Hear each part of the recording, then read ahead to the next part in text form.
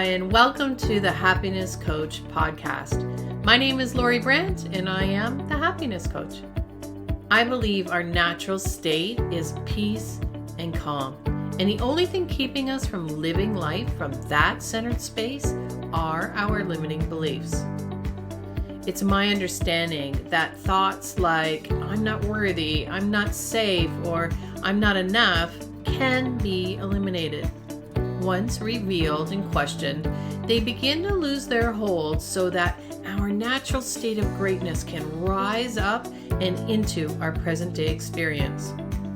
On this podcast, you'll listen in on real life coaching calls, interviews with leading experts, and open discussions exploring limiting beliefs and their transformation. If after listening you found it interesting or helpful, please follow and share. If it inspired you to consider becoming a life coach yourself, visit my website for upcoming ICF-approved life coach certification training dates at www.loribrant.com. All right, let's jump in and get started.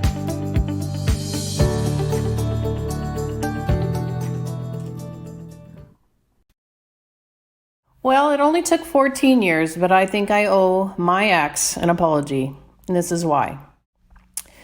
I can see now that what I did is I thought I married somebody that I loved unconditionally and that he loved me unconditionally back. But what I see now is that what I did instead is I only saw what I wanted to see, and I had a job description all worked out as to what he needed to do to get the job. And that list came from whatever I needed or wanted to feel within me that I was not taking responsibility for myself. So what do I mean by that? Well, I mean that I was looking for a man, a partner, a mate that would meet a list of needs that I had within myself to feel good, to feel happy. And I was not taking responsibility for that myself, and instead looking for outside circumstances or looking for a person to fill that instead. Now, I didn't do this consciously. I did it unconsciously. I didn't know I was doing that. So I was looking for someone who could make money because that would make me feel safe and take care of me. I was looking for someone that was physically strong because that made me feel secure and safe. I looked for somebody who was educated because I had the belief that if you were educated, you could get a better job, make more money, and then they would be able to take better care of me. I was looking for someone with a sense of humor because when I laughed, I felt good. So, the list goes on. And what I realized is this was basically like a job description.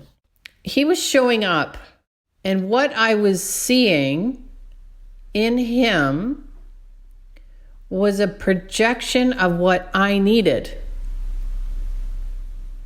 And so we get married, and when he stops meeting my projected needs, which he is completely unaware of, because it's all me, it's all in my head. And when he stops meeting those projected needs, I start to panic. So I want him to be different. I am looking for him to do things so that I feel good. And when he's not doing it, I'm seeing him as being wrong. I'm seeing him as not measuring up. I'm seeing him as not doing what he agreed to do. But he really didn't agree to anything. He just showed up as himself, believing that I was seeing him just as himself, his whole self.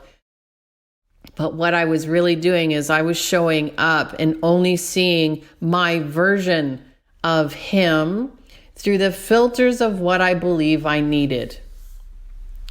So, let's move forward. And my husband shows up in my life and he says, I'm in love with someone else. I can't handle you being disabled, and I want a divorce.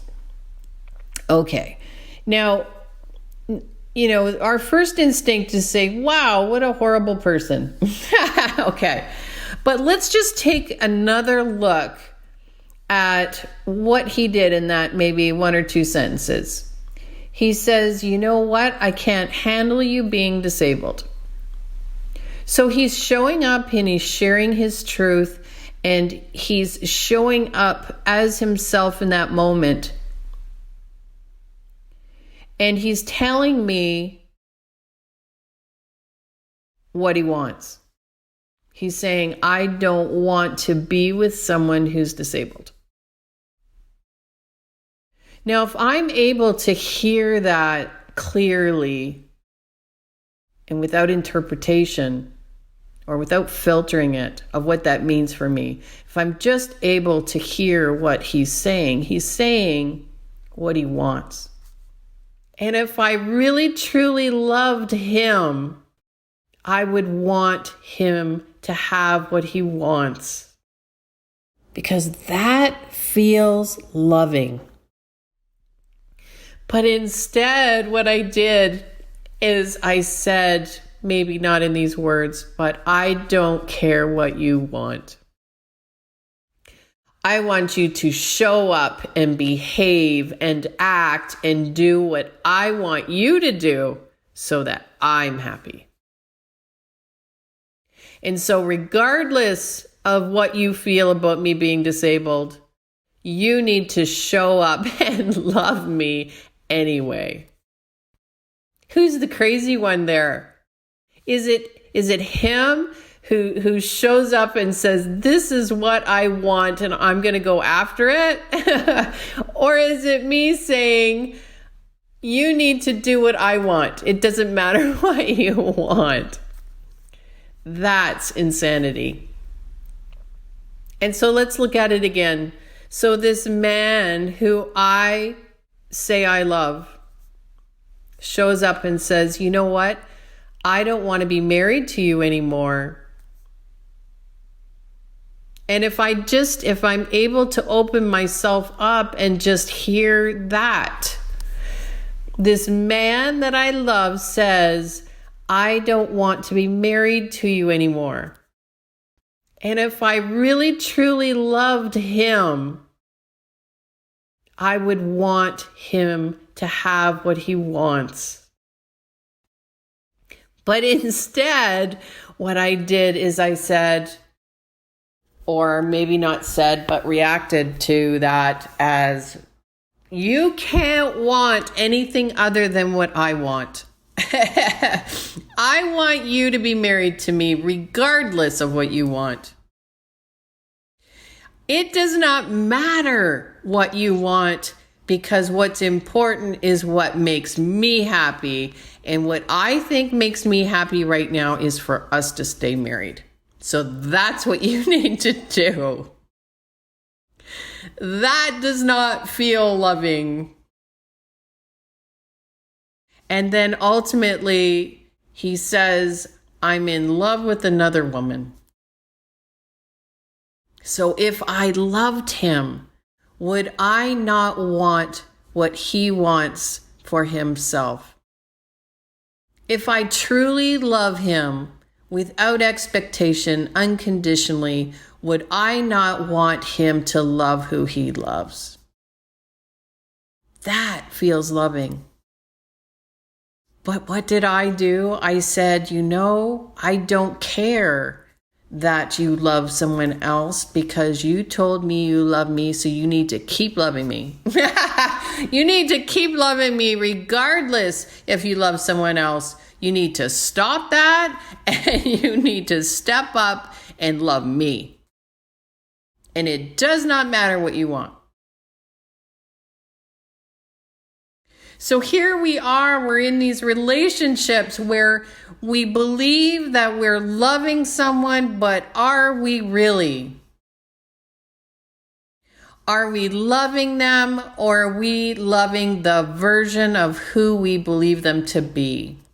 And when they step away from that version, when they start to do things that they want, or do things differently, or behave in a way that we never noticed or overlooked, we say, stop that. Stop that and be the person I want you to be, because that's what makes me happy. So if this is what we're doing, how do we do that differently?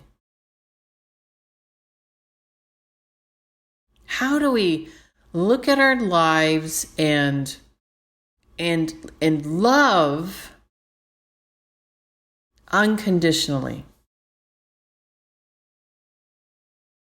I believe the biggest step is that we have to take a look at how we are attaching our perceptions to ourselves and to the people in our lives, and examine what is it that we are requiring from ourselves or from others in order to feel good. Because if we can identify those, we can start to examine how we can feel all that within without relying on other people to do that for us. We need to start taking responsibility for how we are feeling.